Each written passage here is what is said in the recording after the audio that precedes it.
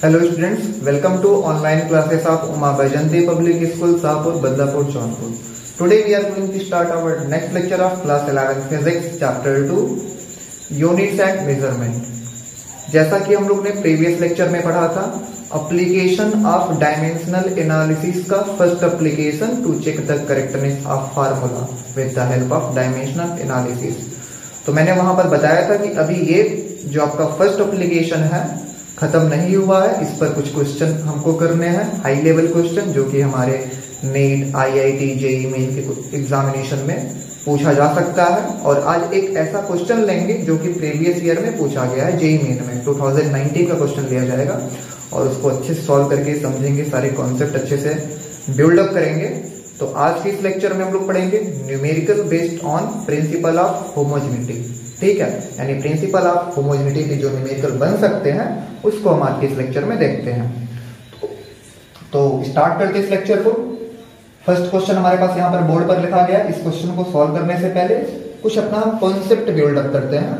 जैसा कि previous lecture मैंने आपको ये बताया था कि अगर आपके पास कोई गिवन फार्मूला है, वो फार्मूला करेक्ट तभी होता है जब उसमें जितने भी टर्म पार्टिसिपेट करते हैं सारे टर्म का डायमेंशनल फार्मूला सेम हो। फॉर एग्जांपल एक फार्मूला अपने पास x plus y is equal to z minus डब्ल्यू। अगर सबका डायमेंशन सेम होगा तो ये फार्मूला करेक्ट है, मतलब x का dimension is equal to y का डायमेंशन, x का dimension is equal to z का डायमेंशन, x का डायमेंशन इज इक्वल टू डब्ल्यू का डायमेंशन। अगर ये कंडीशन सेटिस्फाइड करता है तो कह सकते हैं कि ये फार्मूला डायमेंशनली करेक्ट है। ठीक, यानी according to principle of homogeneity. अब इसी प्रिंसिपल ऑफ होमोजेनिटी का यूज करके किसी इक्वेशन में या किसी फार्मूले में से हम किसी अननोन कांस्टेंट या फिर वेरिएबल का डायमेंशन फार्मूला निकालेंगे। ठीक है, यही हमको करना है आज के इस पूरे लेक्चर में।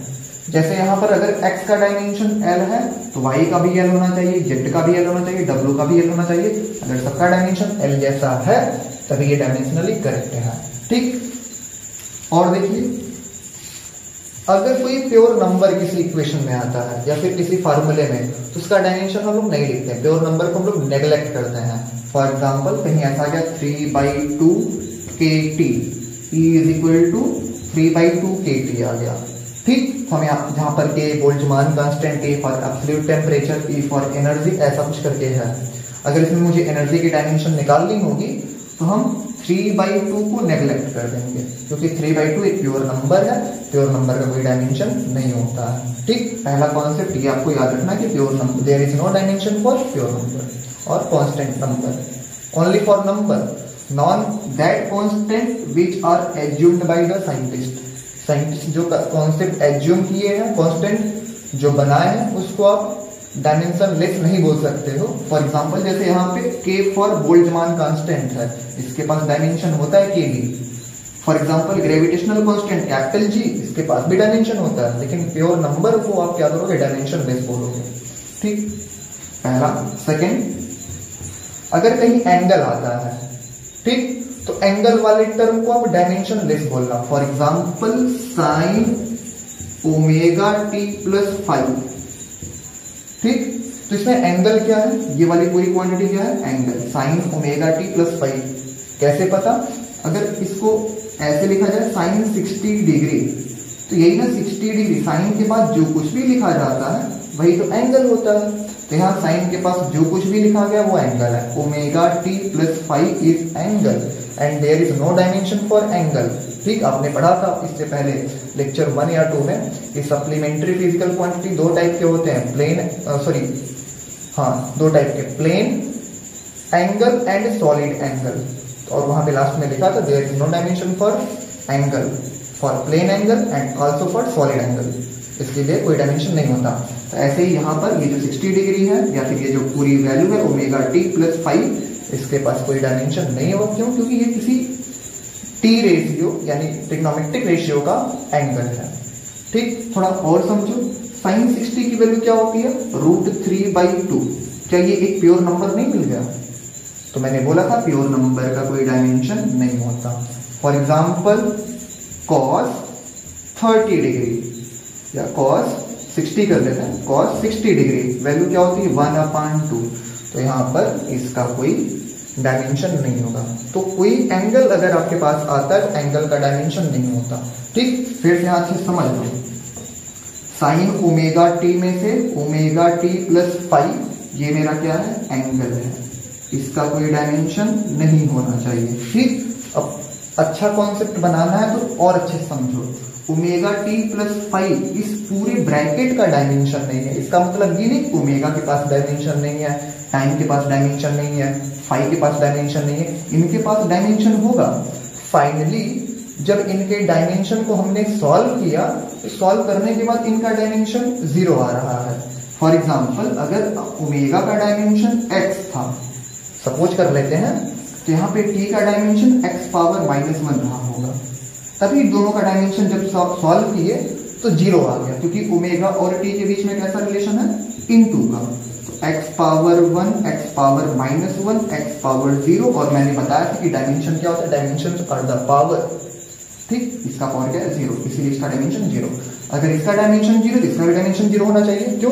क्योंकि यहाँ देखो दो टर्म है। According to principle of homogeneity the dimension of each term in an equation must be same. तो यहाँ पर भी तो टर्म है, जहां आपको टर्म मिले तुरंत प्रिंसिपल ऑफ होमोजेनिटी आप लगा दो।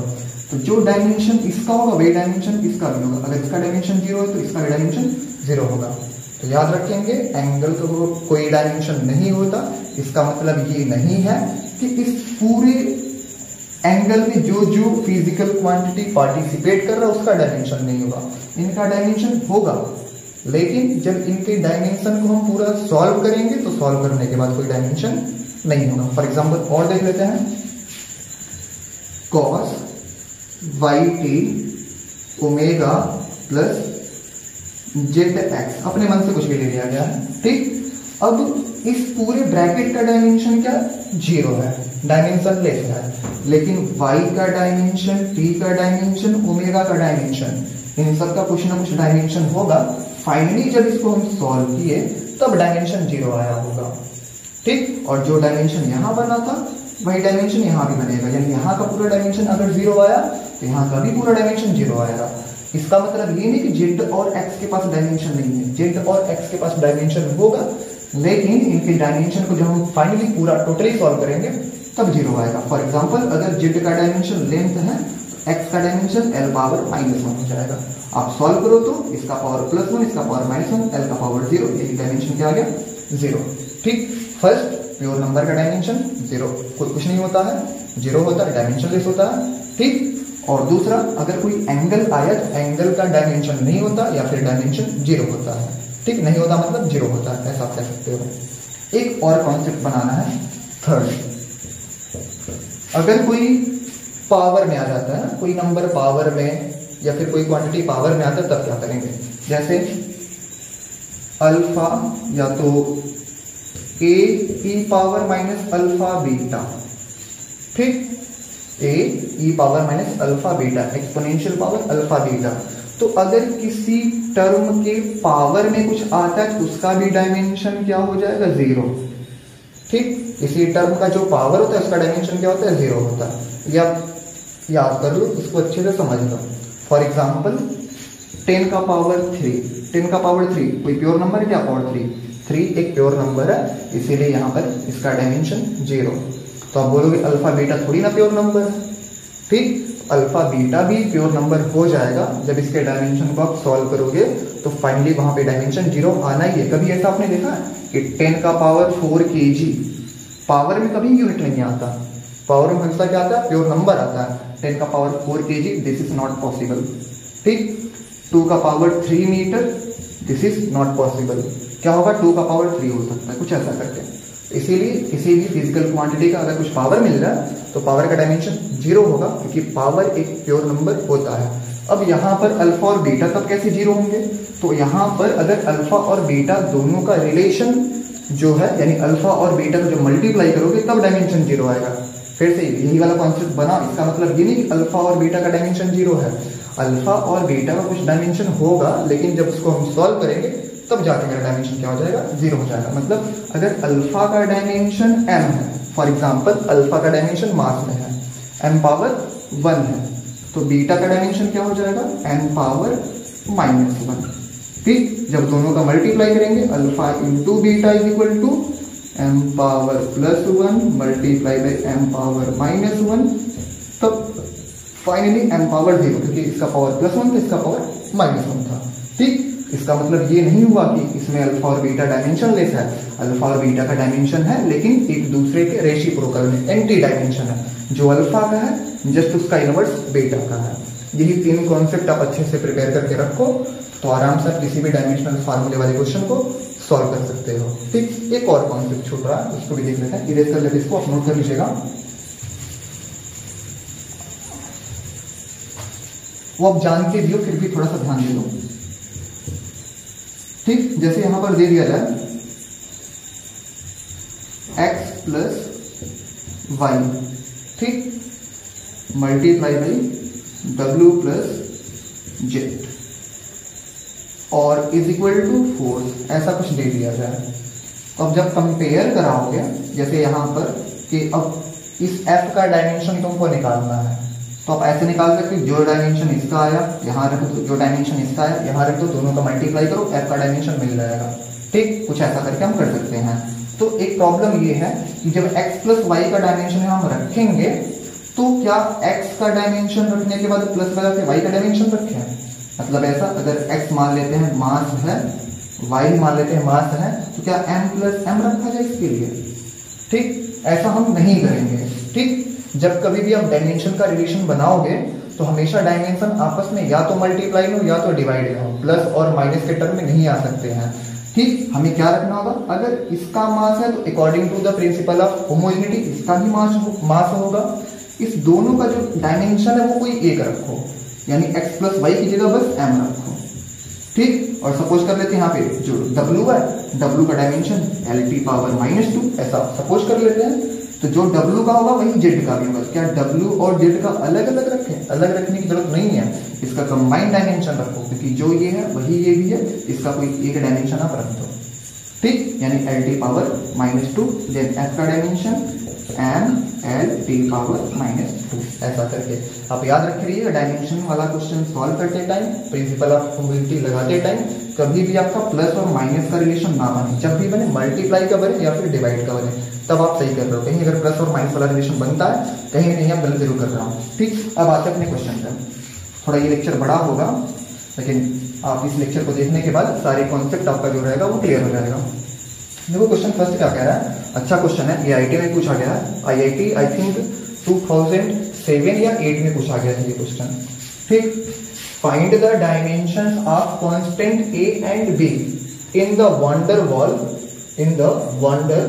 Wall equation p plus a upon v square multiply by v minus b is equal to rp with p as pressure and v as value. ठीक है, तो कह रहा है आपके पास एक वंडर वॉल इक्वेशन है, एक साइंटिस्ट थे वंडर वॉल, ठीक, उनका आपके पास इक्वेशन है जो कि ये है p plus a upon v square v minus b is equal to RT, जिसमें p फॉर प्रेशर है एंड v फॉर वैल्यूम है। बाकी बचा a और b। a और b क्या थे? कांस्टेंट थे। r और t के बारे में कोई इंफॉर्मेशन नहीं दे रहा है कि r क्या है, t क्या है, फिलहाल आपको हम बता देते हैं। r फॉर गैस कांस्टेंट है, t फॉर एब्सोल्यूट टेम्परेचर है। ठीक, r for gas constant, t for absolute temperature. ठीक, इतना आपके पास इंफॉर्मेशन हम ओरली आपको बता दिए। तो सबसे पहले इस क्वेश्चन को अटेम्प्ट कैसे करेंगे, हमको करना क्या है, a और b का डायमेंशन फार्मूला निकालना है। तो यूज क्या करेंगे, प्रिंसिपल ऑफ होमोजेनिटी। तो यहाँ पे लिखते हैं सोल्यूशन में। ठीक, सबसे पहले फार्मूला लिखो, तो फार्मूला अपने पास p plus a upon v square in another bracket v minus b is equal to RT। ठीक, अब जो इंफॉर्मेशन है वो इंफॉर्मेशन भी लिख लो। p क्या है, p इज प्रेशर। ठीक, v क्या है, v is value, a and b are constant. a और b क्या है, कांस्टेंट, और इसी का डायमेंशन को फाइंड करना है। यानी हमारा क्वेश्चन क्या है, डायमेंशन ऑफ a निकालना है, डायमेंशन ऑफ b निकालना है, यही क्वेश्चन है। ठीक, तो अपने पास प्रेशर है, तो प्रेशर का डायमेंशन क्या होता है? प्रेशर का डायमेंशन होता है mL(T)⁻²L⁻⁻1 mL(T)⁻⁻1 कैसे पता? अब प्रीवियस लेक्चर देखो, उस लेक्चर में मैंने आपको सिखाया कैसे आप किसी फिजिकल क्वांटिटी का डायमेंशन निकालोगे। फिलहाल बता देते हैं, प्रेशर इज इक्वल टू होता है फोर्स अपॉन एरिया। फोर्स का डायमेंशन mL(T)⁻², एरिया का डायमेंशन L⁻², ये L पूरा कट गया, यहाँ L⁻1 बचा। फाइनली m⁻1 ऊपर, ये L⁻1 ऊपर जाएगा तो L⁻⁻1 T⁻², ये प्रेशर का डायमेंशन। इसको यहाँ अलग लिख लेते हैं, dimension of pressure is equal to m⁻1 L⁻⁻1 T⁻²। ठीक है। नेक्स्ट वॉल्यूम का डायमेंशन क्या होता है? L3। ठीक, dimension of volume is equal to L3। अब हम क्या करते हैं, इसको सॉल्व करते हैं। अब थोड़ा सा प्रिंसिपल ऑफ होमोजेनिटी लगाओ। टोटल कितने टर्म है? RT एक टर्म और ये पूरा ब्रैकेट एक टर्म है, P + A/V² multiply by V - B, ये पूरा एक टर्म है। अब ध्यान रखिएगा, ये एक टर्म, ये दो टर्म। ठीक है। थोड़ा सा ब्रैकेट के अंदर जाओ तो ब्रैकेट के अंदर भी दो टर्म है, ये मेरा फर्स्ट टर्म है, ये मेरा सेकेंड टर्म है। According to the principle of homogeneity, the dimension of first term यानी P will be equal to the dimension of second term यानी A/V²। ये हमको यहाँ पे कंसीडर करना है कि P का जो डायमेंशन होगा वही डायमेंशन A/V² का होगा according to the principle of homogeneity. यहाँ पे लिखना चाहिए मुझे, dimension of P is equal to dimension of A/V²। ठीक। अब इसमें देखो तो क्या P का डायमेंशन आप जानते हो? पता है। क्या V का डायमेंशन आप जानते हो? पता है। बस A का डायमेंशन अननोन है। तो जैसे आप मैथ में नहीं करते find the value of x, उस टाइप का क्वेश्चन बन चुका। आपके पास P के बारे में इंफॉर्मेशन, आपके पास V के बारे में इंफॉर्मेशन है, A का इंफॉर्मेशन नहीं है, A यहाँ से निकल जाएगा। Dimension of P mL⁻⁻1 T⁻⁻2 is equal to dimension of A वैसे ही छोड़ देते क्योंकि A अननोन है, A को फाइंड करना। वॉल्यूम का डायमेंशन L3 L⁻3² ठीक। सॉल्व करिए तो m⁻1 L⁻⁻1 T⁻⁻2, इसको इधर भेज दिया तो मल्टीप्लाई में आ जाएगा L⁻3² L⁻6 is equal to A। Solve कर लो तो m⁻1 L⁻−1 L⁻+6 plus minus minus L⁻+5 क्योंकि प्लस वाला बड़ा था एंड T⁻−2। ये डायमेंशन किसका हो गया? A का। Is equal to dimension of A। First question यानी इसका फर्स्ट पार्ट सॉल्व हो चुका। What is the dimension of A, ये निकल गया। सेकेंड पार्ट देखो तो क्या पूछ रहा है? Dimension of B। अब यहाँ रिलेशन बनाओ तो इस वाले ब्रैकेट में भी दो टर्म है, first term second term. Dimension of first term will be equal to the dimension of second term according to the principle of homogeneity. यानी dimension of V is equal to dimension of B। जो dimension V का वही dimension B का होगा। ठीक। तो dimension of V के बारे में इंफॉर्मेशन है, V वॉल्यूम है, तो वॉल्यूम का dimension L³ is equal to dimension of B। यानी B का डायमेंशन क्या आ गया? L⁻3। ठीक। दोनों क्वेश्चन यानी दोनों पार्ट इसके सॉल्व हो गए। ये क्वेश्चन बहुत ही सिंपल था। ठीक। आपके लिए इसी में होमवर्क, इसको आप अच्छे से लिख लीजिएगा। HW देखो तुम, इसका मतलब ये नहीं लेक्चर एंड हो रहा है, इसमें होमवर्क दे देते हैं। Find dimension of RT। अब RT का डायमेंशन आप बताओ, तो यहाँ पे प्रिंसिपल ऑफ होमोजेनिटी लगा देना। इसका जो डायमेंशन होगा इसका डायमेंशन मल्टीप्लाई बाय इसका डायमेंशन, ऐसे करके आप पता करके बताना। ये आपका होमवर्क है, find the dimension of RT। ठीक। फटाफट इसका स्क्रीनशॉट लो। नेक्स्ट क्वेश्चन की तरफ बढ़ते हैं नेक्स्ट क्वेश्चन की तरफ। क्वेश्चन नंबर 2 जो कि आपके बोर्ड पर लिखा गया है। Force F on a particle as function of time t is given by F is equal to P/T plus QT। The unit of T is same as that of, आपके पास option है displacement, velocity, acceleration and momentum. Question ये कह रहा है कि आपके पास कोई एक फार्मूला है, फोर्स वाला फार्मूला यानी एफ वाला, जो कि particle as function of time, जो कि टाइम का फंक्शन है, जो हमारा एफ है वो टाइम का फंक्शन है। ठीक, तो F is equal to P by T plus Q T दिया गया आपके पास। तो कह रहा the unit of P is same as that of, यानी यहाँ पर जो P है P का यूनिट क्या होगा, या इस ऑप्शन में किसके यूनिट के जैसा P का यूनिट होगा, ये आपको पता करना है। ठीक, तो सबसे पहले हमारा ये प्रोसीजर होगा कि आप जो फार्मूला दिया ना उसी फार्मूले पे फोकस करो। ऐसे वाले क्वेश्चन में हमेशा फार्मूले पर फोकस करते हैं।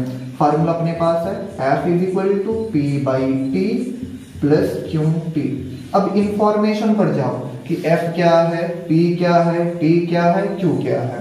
ठीक, तो क्वेश्चन बोल रहा था F जो है वो फोर्स है, F is equal to force, force का डायमेंशन फार्मूला mL/T पावर -2। ठीक, बोल रहा है T फॉर टाइम, T हमारा टाइम, तो टाइम का डायमेंशनल फार्मूला कैपिटल T। ठीक, और P के बारे में कोई इंफॉर्मेशन है ही नहीं क्योंकि P को डिटरमाइन करना है, P को फाइंड करना है। क्यों के बारे में भी कोई इंफॉर्मेशन नहीं है, क्यों भी क्वेश्चन मार्क है।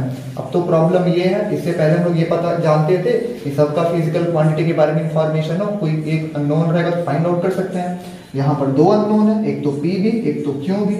ठीक, तो पता है कि क्वेश्चन थोड़ा सा बहका रहा है। बहका ये रहा है कि आप क्यों के बारे में सोचो, क्यों के बारे में सोचना है ही नहीं, आप बिना मतलब का अपना टाइम वेस्ट करोगे क्यों के बारे में सोच करके। क्योंकि आपको लगाना क्या, प्रिंसिपल ऑफ होमोजेनिटी, यानी टर्म पर फोकस करना। यहाँ पर टोटल कितने टर्म है, 1 2 3 टर्म, तीनों टर्म पर फोकस करना है। ठीक, तो कुछ ऐसे टर्म पर फोकस करो जहां क्यों ना हो।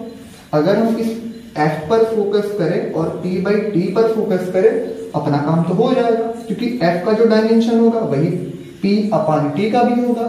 ठीक, यानी हमें QT का यूज तो लेना ही नहीं है, यानी ये फालतू है, बस डिस्टर्बिंग करने के लिए है। तो जेई में, नीट में ऐसे ही क्वेश्चन आते हैं, कुछ फालतू दे दिया जाए उसके बारे में हम सोचकर परेशान रहेंगे, अपना टाइम वेस्ट करेंगे।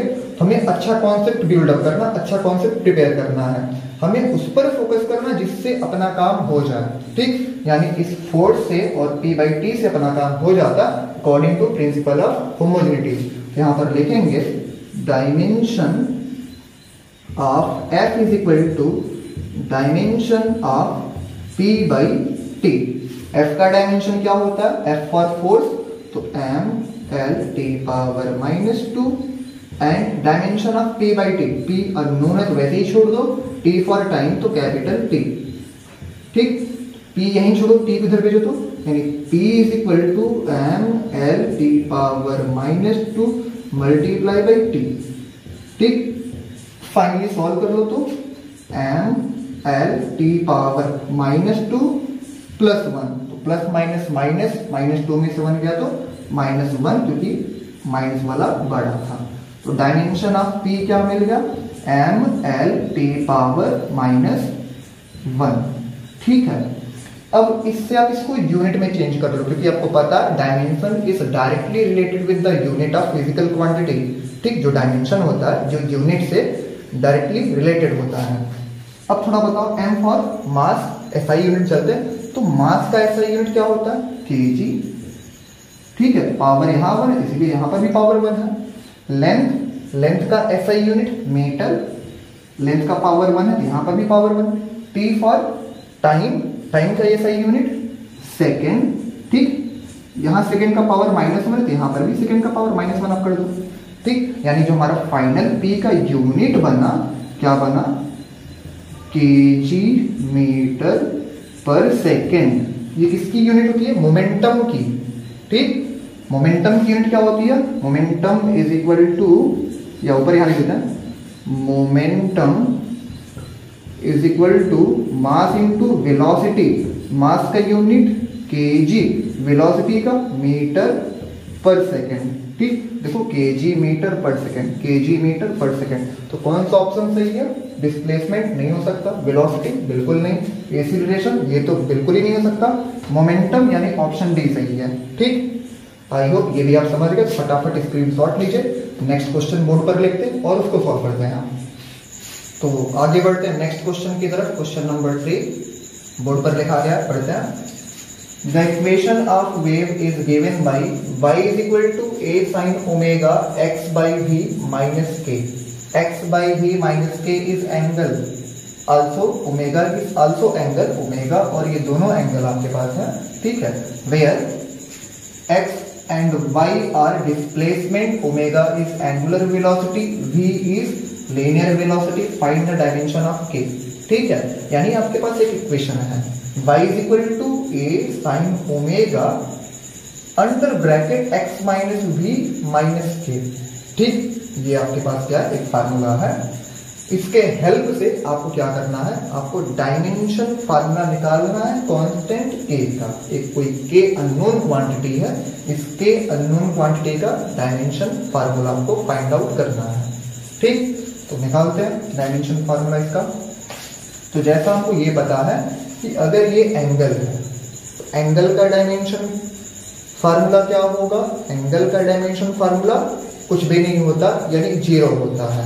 तो सबसे पहले अटेम्प्ट करते हैं। कैसे अटेम्प्ट करेंगे, हमारा प्रोसीजर क्या होगा, आप फार्मूला लिखो, y is equal to a sin omega x upon v minus k, ठीक। ये फार्मूला, इसके बाद इसमें जो जो टर्म इन्वॉल्व हो रहा है उसके बारे में इंफॉर्मेशन होना चाहिए, ठीक है। जैसे यहाँ पर ए के बारे में कोई इंफॉर्मेशन है, ए के बारे में कोई इंफॉर्मेशन नहीं है, चलिए इसके इक्वल टू क्वेश्चन मार्क छोड़ देते हैं। ओमेगा क्या है, angular velocity, omega is angular velocity, ठीक। और क्या है, एक्स क्या है, x and y are displacement, यानी एक्स और वाई दोनों आपस में क्या है, डिस्प्लेसमेंट। वाई भी क्या है, डिस्प्लेसमेंट, ये अपने पास इंफॉर्मेशन है, ठीक। वी फॉर लीनियर वेलोसिटी, ठीक। ओमेगा क्या था, एंगुलर वेलोसिटी था, वी क्या है, लीनियर वेलोसिटी। एंगुलर वेलोसिटी और लीनियर वेलोसिटी हम लोग अपकमिंग चैप्टर में पढ़ेंगे, ठीक, अच्छे से। के अननोन कांस्टेंट है, के का डायमेंशन हमको डिटरमाइन करना है। अब थोड़ा सा प्रिंसिपल ऑफ होमोजेनिटी आप यहां पर लगाओ, ठीक, रिलेशन बनाओ। अच्छा, ये ब्रैकेट के अंदर देखिए तो ये क्या है, एंगल है, और एंगल का कोई डायमेंशन नहीं होता, एंगल का डायमेंशन क्या होता है, 0 होता है। इसका मतलब यहाँ जो इसका डायमेंशन है वही इसका भी डायमेंशन होगा, ठीक। इसका डायमेंशन 0, इसका भी डायमेंशन 0 होना चाहिए, ठीक है, ऐसा हम कह सकते हैं। यानी जो डायमेंशन इसका वही डायमेंशन यहाँ पर इसका भी होगा। यही प्रोसेस हम लगाकर करते हैं सॉल्व क्वेश्चन को, क्योंकि यहाँ 2 टर्म है, the dimension of each term must be same, यानी dimension of x upon v is equal to dimension of k। जो x अपॉन v का डायमेंशन होगा वही डायमेंशन k का होगा। तो dimension of x upon v, इसको थोड़ा सा और अच्छे से सॉल्व कर लेते हैं। x क्या है, x डिस्प्लेसमेंट है, डिस्प्लेसमेंट का dimension capital L, v for linear velocity, linear velocity का डायमेंशन l की power -1 is equal to k। L से L कट गया, k is equal to 1 upon t power -1, ऊपर भेज दो तो क्या हो जाएगा, t पावर +1, यानी जो k हमारा है, k का डायमेंशन कैपिटल T हो जाएगा। यही इसका आंसर। फटाफट इसको भी नोट करो, नेक्स्ट क्वेश्चन देखते हैं, ठीक। अब जो नेक्स्ट वाला क्वेश्चन होगा वो आपके जेईई मेन में पूछा गया होगा। तो बढ़ते हैं नेक्स्ट क्वेश्चन की तरफ, क्वेश्चन नंबर 4, जो कि आपके बोर्ड पर दिया गया है। और ये क्वेश्चन 4 जेईई में 2019 में पूछा गया था। 2019 के जनवरी मंथ में ये क्वेश्चन पूछा गया था, ठीक है, ऑनलाइन पेपर में। फिर से क्वेश्चन पढ़ते हैं। The force of interaction between two atoms is given by F is equal to alpha beta exponential x minus x power 2 alpha kt minus x power 2 divided by alpha kt, where x is distance, k is Boltzmann constant, t is temperature, alpha and beta are two constants. Find the dimension of beta। यानी question कह रहा है कि आपके पास दो atoms के बीच में लगने वाले फोर्स का फार्मूला है F is equal to alpha beta exponential x minus x power 2 by alpha के टी, जहां पे अल्फा बीटा फोर्स के टी के बारे में कुछ इंफॉर्मेशन दिया गया है। तो आप डायमेंशन बताओ बीटा का, यानी find the dimension of beta. Beta का डायमेंशन क्या होगा ये आपको डिटरमाइन करना है। ठीक, तो सबसे पहले सोल्यूशन में वही हमारा पुराना अटेम्प्ट प्रोसीजर, आप फार्मूला लिखो सबसे पहले F is equal to alpha beta exponential. Exponential मतलब ये था ये e के पावर में है। ठीक, यानी ये पूरा का पूरा टर्म क्या उसके पावर में है। Exponential minus x power 2 upon alpha के टी, ये कोई पावर वाला टर्म है। आपको मैंने बताया था कि अगर किसी नंबर या फिर किसी वेरिएबल का कुछ पावर होता है तो उसका डायमेंशन क्या होता है, जीरो, यानी वो डायमेंशन लेस होता है। ये हम आपको पिछले इसी लेक्चर की स्टार्टिंग में मैंने आपको बताया था। ठीक, वो कॉन्सेप्ट यहाँ पर यूज होगा। जैसे एंगल वाला कॉन्सेप्ट यूज हो चुका है, एक पावर वाला भी कॉन्सेप्ट हम लोग देख लेते हैं। ठीक, वेयर x क्या है, डिस्टेंस है, x हमारा डिस्टेंस है, और इसमें अल्फा बीटा तो कांस्टेंट है ना, अल्फा बीटा के बारे में कोई इंफॉर्मेशन नहीं है। Alpha is equal to constant, beta is equal to constant, इनका डायमेंशन को फाइंड आउट करना होगा। और क्या है, k for Boltzmann constant, k for Boltzmann constant, t for temperature, F for force. ठीक है, x डिस्टेंस का डायमेंशन कैपिटल है, बोल्ट्जमान कांस्टेंट को छोड़ते अभी निकालते हैं उसका डायमेंशन। टेम्परेचर का डायमेंशन क्या होता है, कैपिटल K। ठीक, टेम्परेचर का डायमेंशन कैपिटल K। फोर्स का डायमेंशन, फोर्स का mL पावर -2। ठीक, अब क्या कर देते हैं, बोल्ट्जमान कांस्टेंट का डायमेंशन निकाल लेते हैं। ठीक, बोल्ट्जमान कांस्टेंट का डायमेंशन क्या होगा, एक फार्मूला होता है E is equal to 3/2 kBT। kB for Boltzmann constant, फिलहाल अपने क्वेश्चन में उसको बस K बोल रहे तो K लिखते हैं। E is equal to 3/2 kT, E for energy, K for Boltzmann constant, T for absolute temperature या फिर टेम्परेचर। तो यहाँ से आपको K का डायमेंशन चाहिए तो आप फाइनली वेरी इजीली आप निकाल सकते हो। लेकिन थोड़ा ध्यान दो, तो यहाँ पर KT है, तो क्यों ना हम KT का डायमेंशन निकाल लेते हैं, अलग अलग K और T का ना निकाल के डायरेक्टली KT का निकाल लेते हैं, थोड़ा सा हेल्प हो जाएगा। ठीक, आप निकालना चाहो तो अलग से निकाल सकते हो, फिलहाल हम क्वेश्चन इजी कर लेते हैं, KT का निकाल लेते हैं। तो हमको पता है यहाँ पर जो KT का डायमेंशन होगा वही E का भी होगा, according to the principle of homogeneity, क्योंकि नंबर का कोई डायमेंशन नहीं होता, प्योर नंबर डायमेंशन में पार्टिसिपेट नहीं करता। तो कह सकते हैं dimension of KT is equal to dimension of E। ठीक, यानी KT का डायमेंशन, E एनर्जी का डायमेंशन क्या होता है, mL power 2 T power -2। KT का डायमेंशन अपने पास आ चुका है। अब यहाँ क्वेश्चन पर फोकस करते हैं। ठीक है, ये सब पहले क्यों किया गया, क्योंकि क्वेश्चन के अंदर जो जो टर्म पार्टिसिपेट कर रहा है उसके बारे में अच्छा खासा इंफॉर्मेशन अपने पास होना चाहिए। अब इंफॉर्मेशन है, क्वेश्चन को हम सॉल्व कर सकते हैं। ठीक, देखो ये फोर्स है alpha beta x power 2 alpha KT, ये एक्सपोनेंशियल मतलब ये पूरा इसके पावर में है। हमको पता है पावर का डायमेंशन क्या होता है, जीरो, पावर का कोई डायमेंशन नहीं होता। इसका मतलब इस टोटल पूरी होल क्वांटिटी का डायमेंशन क्या होना चाहिए, जीरो होना चाहिए। ठीक, लेकिन इसका मतलब ये नहीं x का डायमेंशन जीरो हो, अल्फा का डायमेंशन जीरो हो, k का डायमेंशन जीरो, t का डायमेंशन जीरो। इसका मतलब ये होगा कि जब हम पूरे इसमें फिजिकल टर्म जो इन्वॉल्व हो रहा है उनका डायमेंशन यहाँ पर रख दिए, उनको सॉल्व करने के बाद जो मेरा डायमेंशन आएगा वो जीरो आएगा। अलग अलग फिजिकल टर्म की बात करें, x, अल्फा, k, t, इनके पास कुछ ना कुछ डायमेंशन होगा। जब इनको हम कलेक्टिवली सॉल्व कर लेते हैं तब ये डायमेंशनलेस क्वांटिटी बन जाता है। ठीक, यानी हम यहाँ से कह सकते हैं minus dimension of minus x square alpha के t, dimension of minus x square alpha के t is equal to zero, dimensionless मतलब m का पावर 0, l का पावर 0, टी का पावर 0। ठीक, यानी सबका डायमेंशन क्या होगा 0, MLT, क्योंकि आपको पता है डायमेंशन हम लोग MLT के फॉर्म में लिखते हैं, तो सबका पावर 0, इसका मतलब डायमेंशन लेता है। बल्कि ये भी जानते हैं किसी वेरिएबल या नंबर का पावर 0 तो उसकी वैल्यू क्या होती है 1, यहाँ 1 लिख देते हैं। 1 एक प्योर नंबर है, अब 1 का भी पावर 0 कर लो, यानी डायमेंशन लेता है। डायमेंशन क्या होता है पावर, 1 का पावर 0, तो 1 पावर 0 की वैल्यू क्या होती है 1 होती है। 1 रख लेते थोड़ा सा कैलकुलेशन करने में आसानी हो जाएगी। ठीक, यहाँ पे माइनस और प्लस साइन का डायमेंशन में कोई यूज नहीं होता, माइनस प्लस साइन को छोड़ देते हैं। ठीक, आगे ले चलो तो x square is equal to, उसको उधर भेजो, अल्फा के टी। ठीक है, या तो अल्फा इज इक्वल टू निकालो, तो alpha is equal to x square upon K T, alpha अपनी जगह पे के टी इधर भेज दिया। ठीक, अब डायमेंशन रखो, एक्स मतलब लेंथ, लेंथ का स्क्वायर अपान के टी यहां निकाल कर रखे हैं, M L square T power -2। अब सॉल्व करो तो एल स्क्वायर और वहां पर भी एल स्क्वायर, तो एल स्क्वायर से L square cancel out, alpha का डायमेंशन क्या आ गया एम टी पावर -2।